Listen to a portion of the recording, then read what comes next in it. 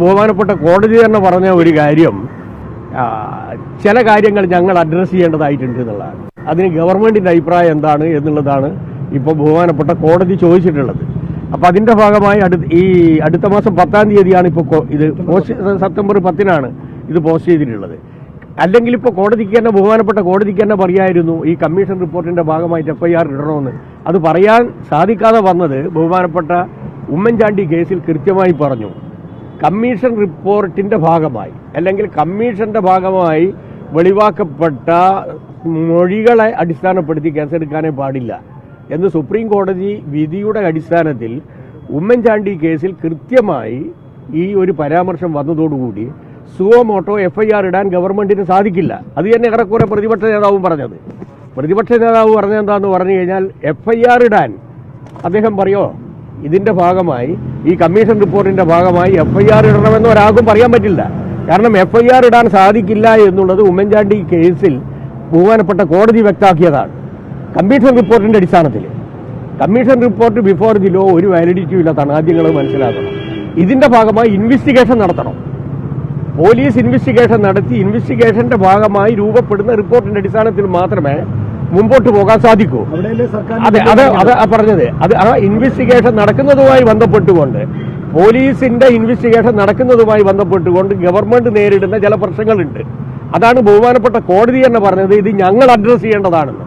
അപ്പോൾ സ്വാഭാവികമായും അടുത്ത 10-ഓടുകൂടി ഇത് റെയിലിന്റെ മുകളിലാകും എന്നാണ് ഞാൻ വിശ്വസിക്കുന്നത്. കാരണം ഞാൻ ആദ്യം തന്നെ 20-ാം തീയതി തന്നെ ഇത് പറഞ്ഞതാണ്.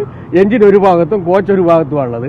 ഇത് റെയിലിന്റെ മുകളിലാക്കാൻ ബഹുമാനപ്പെട്ട കോടതിയുടെ ഇടപെടൽ അനിവാര്യമാണ് എന്ന് 3 ദിവസം മുമ്പേ തന്നെ ഞാനിത് പറഞ്ഞതാണ്. അതിനെ സാധൂകരിക്കുന്ന രൂപത്തിൽ തന്നെയാണ് ബഹുമാനപ്പെട്ട ഹൈക്കോടതിയുടെ ഭാഗത്തു നിന്നും ഇപ്പോൾ ഈ പരാമർശം ഉണ്ടായിട്ടുള്ളത്. സർക്കാരിന് ഇച്ഛാശക്തി ഉള്ളത് കൊണ്ടാണല്ലോ ഇതിനെ വെച്ചത്. ഇത് വെച്ചത് സർക്കാരിന്റെ ഇച്ഛാശക്തി കൊണ്ടാണ്. ഇനി അതിന്റെ റെയിലിന്റെ മുകളിലാക്കാൻ ബഹുമാനപ്പെട്ട കോടതിയുടെ ചില ക്ലിയറൻസ് കൂടി ആവശ്യമായിട്ട് വരുന്നുണ്ട്. അത് തന്നെയാണ് കോടതി പറഞ്ഞത്. ഞങ്ങൾ അഡ്രസ് ചെയ്യേണ്ട ചില പ്രശ്നമുണ്ട്. കാരണം പരാതിക്കാർ മുമ്പിലില്ല, പരാതിക്കാർ പിൻപിലാണുള്ളത്. ആ പിൻപിലുള്ള പരാതിക്കാരുടെ മൊഴിയുടെ അടിസ്ഥാനത്തിൽ നിങ്ങൾ ഞങ്ങളുടെ മൊഴി പറഞ്ഞോളണം, ഞങ്ങളുടെ പരാതി നിങ്ങൾ പറഞ്ഞോളണം എന്ന് പറഞ്ഞാൽ കേസെടുക്കാൻ പറ്റില്ല. ഇപ്പൊ പറയട്ടെ, ഇപ്പൊ ഏതാണ്ട് പിക്ചർ റെഡിയായിട്ട് വരികയാണ്. യാതൊരു സംശയവും വേണ്ട. ഈ മേഖലയുമായി ബന്ധപ്പെട്ടുകൊണ്ടുള്ള എല്ലാ ഇത്തിക്കണ്ണികളെയും പുഴുക്കുത്തുകളെയും നിയമത്തിന്റെ മുമ്പിൽ കൊണ്ടുവരുന്നതിനുള്ള ശക്തമായിട്ടുള്ള നിലപാടായിരിക്കും ബഹുമാനപ്പെട്ട ഗവൺമെന്റ് സ്വീകരിക്കുക.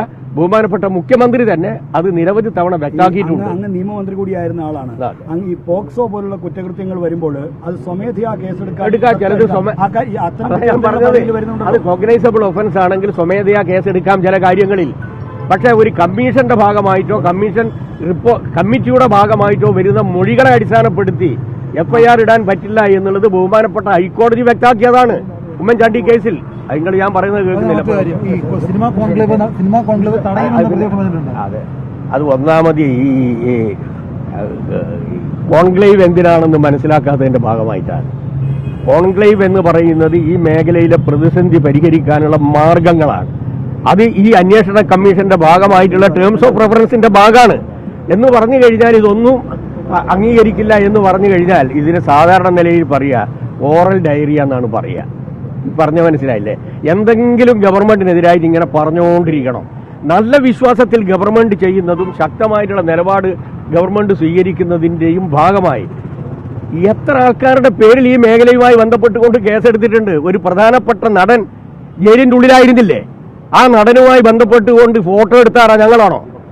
ആരായിരുന്നു അദ്ദേഹത്തെ സ്വീകരിച്ചത്? ഏത് MLA ആയിരുന്നു സ്വീകരിച്ചത്? അവരോടൊന്ന് പോയിട്ട് ചോദിക്കും നിങ്ങൾ കേട്ടോ.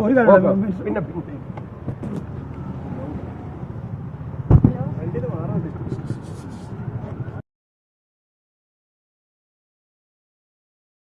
ഹേമ കമ്മിറ്റി റിപ്പോർട്ടിന്റെ കാര്യത്തിലെ സഖാവ് മിനിസ്റ്റർ ആയിരിക്കുമ്പോഴാണല്ലോ രാജ്യത്ത് ആദ്യമായി ഇങ്ങനെ ഒരു കമ്മിറ്റി സ്ത്രീ പ്രശ്നങ്ങളെ പറ്റി പഠിക്കാനായി നിയമിച്ചത്. അപ്പോൾ ഈ ഇത്തരം ഒരു കമ്മിറ്റിയുടെ റിപ്പോർട്ടിന്മേൽ നടപടിയെടുക്കാൻ വൈകി എന്ന് മാത്രമല്ല, ഇപ്പോൾ പുറത്തുവിട്ട വിവരങ്ങൾ ചില കാര്യങ്ങൾ മറച്ചുവെച്ചു. വിവരാവകാശ കമ്മീഷൻ പറഞ്ഞത് കൂടാതെ തന്നെ മറ്റു ചില 5 പ്രധാനപ്പെട്ട ഖണ്ഡികൾ കൂടി മാറ്റിയെന്നൊരു ആക്ഷേപം കൂടി വരുന്നുണ്ട്. അപ്പോൾ സർക്കാർ ഇക്കാര്യത്തിൽ നടപടിയെടുത്ത് മുന്നോട്ട് പോവുകയല്ലേ വേണ്ടത്? ഈ മേഖലയിലെ പുഴുക്കുത്തുകളെ കണ്ടുപിടിച്ച് നിയമത്തിൻ്റെ മുമ്പിൽ കൊണ്ടുവരുന്നതിനുള്ള ശക്തമായിട്ടുള്ള നിലപാടാണ് ഗവൺമെൻറ് സ്വീകരിച്ചിട്ടുള്ളത്. മാത്രവുമല്ല, ഇപ്പോൾ ബഹുമാനപ്പെട്ട ഹൈക്കോടതിയുടെ പരാമർശം അതിന് കുറച്ചുകൂടി സഹായകരമായിരിക്കും. ഇതുമായി ബന്ധപ്പെട്ടുകൊണ്ട് കഴിഞ്ഞ 20-ാം തീയതി ഞാനൊരു കാര്യം പറഞ്ഞിരുന്നു. ഈ പ്രശ്നം പരിഹരിക്കുന്നതിനുള്ള ഒരേ ഒരു മാർഗം ബഹുമാനപ്പെട്ട ഹൈക്കോടതിയുടെ ചില ക്ലാരിഫിക്കേഷൻസ് ആവശ്യമാണ് എന്നുള്ളത് ഞാൻ സൂചിപ്പിച്ചിരുന്നു. കാരണം യഥാർത്ഥത്തിൽ ഇത് കോച്ചൊരു ഭാഗത്തും എഞ്ചിൻ വേറൊരു ഭാഗത്തുമാണ്. ഈ കോച്ചും എഞ്ചിന് യോജിപ്പിച്ചാലേ റെയിലിൻ്റെ മുകളിൽ ഇത് ചരിക്കും. അപ്പോൾ അതിന് 3 ഘടകങ്ങൾ പ്രധാനപ്പെട്ടതാണ്. ഒന്ന് ബഹുമാനപ്പെട്ട കോടതിയുടെ ഇടപെടൽ, മറ്റൊന്ന് ഇതുമായി ബന്ധപ്പെട്ടുകൊണ്ടുള്ള പരാതിക്കാരുടെ സമീപനം, അതുപോലെ തന്നെ ഗവൺമെന്റിന്റെ സമീപനം. ഇത് 3ഉം യോജിച്ചാൽ മാത്രമേ നമുക്ക് യഥാർത്ഥത്തിലുള്ള കുറ്റവാളികളെ നിയമത്തിന്റെ മുമ്പിൽ കൊണ്ടുവരാൻ സാധിക്കൂ. ഗവൺമെന്റിനെ സംബന്ധിച്ചിടത്തോളം ഉണ്ടായിട്ടുള്ള ഒരു പ്രശ്നം, ഇതിന് നിയമപരവും സാങ്കേതികവുമായിട്ടുള്ള ഒരു പ്രശ്നമുണ്ട്. ആദ്യം അത് മനസ്സിലാക്കണം. ഇപ്പം ബഹുമാനപ്പെട്ട കോടതി തന്നെ പറഞ്ഞ ഒരു കാര്യം, ചില കാര്യങ്ങൾ ഞങ്ങൾ അഡ്രസ്സ് ചെയ്യേണ്ടതായിട്ടുണ്ട് എന്നുള്ളതാണ്. അതിന് ഗവൺമെന്റിന്റെ അഭിപ്രായം എന്താണ് എന്നുള്ളതാണ് ഇപ്പോൾ ബഹുമാനപ്പെട്ട കോടതി ചോദിച്ചിട്ടുള്ളത്. അപ്പം അതിന്റെ ഭാഗമായി അടുത്ത മാസം 10-ാം തീയതിയാണ് ഇപ്പോൾ ഇത് സെപ്റ്റംബർ 10-നാണ് ഇത് പോസ്റ്റ് ചെയ്തിട്ടുള്ളത്. അല്ലെങ്കിൽ ഇപ്പോൾ കോടതിക്ക് തന്നെ ബഹുമാനപ്പെട്ട കോടതിക്ക് തന്നെ പറയായിരുന്നു ഈ കമ്മീഷൻ റിപ്പോർട്ടിന്റെ ഭാഗമായിട്ട് FIR ഇടണമെന്ന്. അത് പറയാൻ സാധിക്കാതെ വന്നത് ബഹുമാനപ്പെട്ട ഉമ്മൻചാണ്ടി കേസിൽ കൃത്യമായി പറഞ്ഞു. കമ്മീഷൻ റിപ്പോർട്ടിന്റെ ഭാഗമായി അല്ലെങ്കിൽ കമ്മീഷന്റെ ഭാഗമായി വെളിവാക്കപ്പെട്ട മൊഴികളെ അടിസ്ഥാനപ്പെടുത്തി കേസെടുക്കാനേ പാടില്ല എന്ന് സുപ്രീം കോടതി വിധിയുടെ അടിസ്ഥാനത്തിൽ ഉമ്മൻചാണ്ടി കേസിൽ കൃത്യമായി ഈ ഒരു പരാമർശം വന്നതോടുകൂടി സുവമോട്ടോ FIR ഇടാൻ ഗവൺമെന്റിന് സാധിക്കില്ല. അത് തന്നെ ഏറെക്കുറെ പ്രതിപക്ഷ നേതാവും പറഞ്ഞത്. പ്രതിപക്ഷ നേതാവ് പറഞ്ഞത് എന്താന്ന് പറഞ്ഞു കഴിഞ്ഞാൽ FIR ഇടാൻ അദ്ദേഹം പറയോ ഇതിന്റെ ഭാഗമായി ഈ കമ്മീഷൻ റിപ്പോർട്ടിന്റെ ഭാഗമായി FIR ഇടണമെന്ന് ഒരാൾക്കും പറയാൻ പറ്റില്ല. കാരണം FIR ഇടാൻ സാധിക്കില്ല എന്നുള്ളത് ഉമ്മൻചാണ്ടി കേസിൽ ബഹുമാനപ്പെട്ട കോടതി വ്യക്തമാക്കിയതാണ്. കമ്മീഷൻ റിപ്പോർട്ടിന്റെ അടിസ്ഥാനത്തിൽ commission report before the law ഒരു വാലിഡിറ്റിയും ഇല്ലാത്തതാണ്. ആദ്യം നിങ്ങൾ മനസ്സിലാക്കണം. ഇതിന്റെ ഭാഗമായി ഇൻവെസ്റ്റിഗേഷൻ നടത്തണം. പോലീസ് ഇൻവെസ്റ്റിഗേഷൻ നടത്തി ഇൻവെസ്റ്റിഗേഷന്റെ ഭാഗമായി രൂപപ്പെടുന്ന റിപ്പോർട്ടിന്റെ അടിസ്ഥാനത്തിൽ മാത്രമേ മുമ്പോട്ട് പോകാൻ സാധിക്കൂ. അതെ പറഞ്ഞത്. അത് ആ ഇൻവെസ്റ്റിഗേഷൻ നടക്കുന്നതുമായി ബന്ധപ്പെട്ടുകൊണ്ട് പോലീസിന്റെ ഇൻവെസ്റ്റിഗേഷൻ നടക്കുന്നതുമായി ബന്ധപ്പെട്ടുകൊണ്ട് ഗവൺമെന്റ് നേരിടുന്ന ചില പ്രശ്നങ്ങളുണ്ട്. അതാണ് ബഹുമാനപ്പെട്ട കോടതി തന്നെ പറഞ്ഞത് ഇത് ഞങ്ങൾ അഡ്രസ് ചെയ്യേണ്ടതാണെന്ന്. അപ്പോൾ സ്വാഭാവികമായും അടുത്ത 10ഓടുകൂടി ഇത് റെയിലിന്റെ മുകളിലാകും എന്നാണ് ഞാൻ വിശ്വസിക്കുന്നത്. കാരണം ഞാൻ ആദ്യം തന്നെ 20-ാം തീയതി തന്നെ ഇത് പറഞ്ഞതാണ്. എഞ്ചിൻ ഒരു ഭാഗത്തും കോച്ച് ഒരു ഭാഗത്തുമാണുള്ളത്. ഇത് റെയിലിന്റെ മുകളിലാക്കാൻ ബഹുമാനപ്പെട്ട കോടതിയുടെ ഇടപെടൽ അനിവാര്യമാണ് എന്ന് 3 ദിവസം മുമ്പേ തന്നെ ഞാനിത് പറഞ്ഞതാണ്. അതിനെ സാധൂകരിക്കുന്ന രൂപത്തിൽ തന്നെയാണ് ബഹുമാനപ്പെട്ട ഹൈക്കോടതിയുടെ ഭാഗത്തു നിന്നും ഇപ്പോൾ ഈ പരാമർശം ഉണ്ടായിട്ടുള്ളത്. സർക്കാരിന് ഇച്ഛാശക്തി ഉള്ളത് കൊണ്ടാണല്ലോ ഇതിനെ വെച്ചത്. ഇത് വെച്ചത് സർക്കാരിന്റെ ഇച്ഛാശക്തി കൊണ്ടാണ്. ഇനി അതിന്റെ റെയിലിന്റെ മുകളിലാക്കാൻ ബഹുമാനപ്പെട്ട കോടതിയുടെ ചില ക്ലിയറൻസ് കൂടി ആവശ്യമായിട്ട് വരുന്നുണ്ട്. അത് തന്നെയാണ് കോടതി പറഞ്ഞത്. ഞങ്ങൾ അഡ്രസ് ചെയ്യേണ്ട ചില പ്രശ്നമുണ്ട്. കാരണം പരാതിക്കാർ മുമ്പിലില്ല, പരാതിക്കാർ പിൻപിലാണുള്ളത്.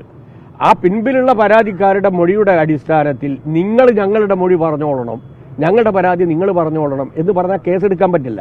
ഇപ്പൊ പറയട്ടെ, ഇപ്പൊ ഏതാണ്ട് പിക്ചർ റെഡിയായിട്ട് വരികയാണ്. യാതൊരു സംശയവും വേണ്ട. ഈ മേഖലയുമായി ബന്ധപ്പെട്ടുകൊണ്ടുള്ള എല്ലാ ഇത്തിക്കണ്ണികളെയും പുഴുക്കുത്തുകളെയും നിയമത്തിന്റെ മുമ്പിൽ കൊണ്ടുവരുന്നതിനുള്ള ശക്തമായിട്ടുള്ള നിലപാടായിരിക്കും ബഹുമാനപ്പെട്ട ഗവൺമെന്റ് സ്വീകരിക്കുക. ബഹുമാനപ്പെട്ട മുഖ്യമന്ത്രി തന്നെ അത് നിരവധി തവണ വ്യക്തമാക്കിയിട്ടുണ്ട്. അങ്ങ് നിയമമന്ത്രി കൂടിയായിരുന്ന ആളാണ്. അങ്ങ് ഈ പോക്സോ പോലുള്ള കുറ്റകൃത്യങ്ങൾ വരുമ്പോൾ അത് സ്വമേധയാ കേസെടുക്കാൻ ചിലത് അത് കോഗ്നൈസബിൾ ഒഫൻസ് ആണെങ്കിൽ സ്വമേധയാ കേസെടുക്കാം ചില കാര്യങ്ങളിൽ.